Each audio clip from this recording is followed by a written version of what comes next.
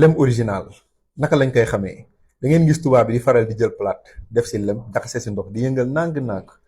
foog ni bu jaxasoowul loolu lem original la bu jaxasooyee du lem original mais loolu amul.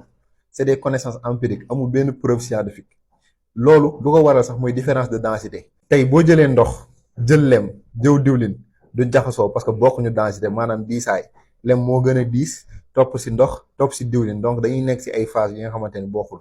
loolu différence de densité kase la amul benn preuve pour wane ni lii dañ koo defar wala defaruñ ko donc boo bëggee xam lem original ñaari affaire laa lay conseil benn bi mooy nga xam apiculteur bu wóor apiculteur mooy ñi nga xamante ne dañuy bay yamb si benn espace yamb yooyu dañuy defar lem ñoom lem boobu dañuy jël directement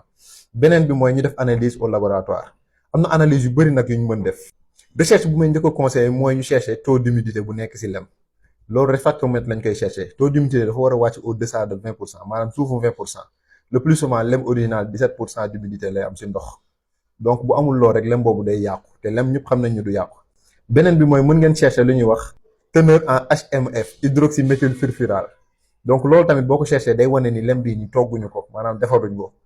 buñ ko togg rek xamal ni lem boobu noonu original ci composé bi buñ ko chercher bu bëree rek xam nañ ni lem boobu dañ koo defar beneen bi si topp mooy taux de sucre bi nga xamante ni moo nekk ci lem parce que am na ñu bëri ñoo xam dañuy jël lem dellu ci suukar ba nga xamante ni lem boobu noonu day xaw a nduru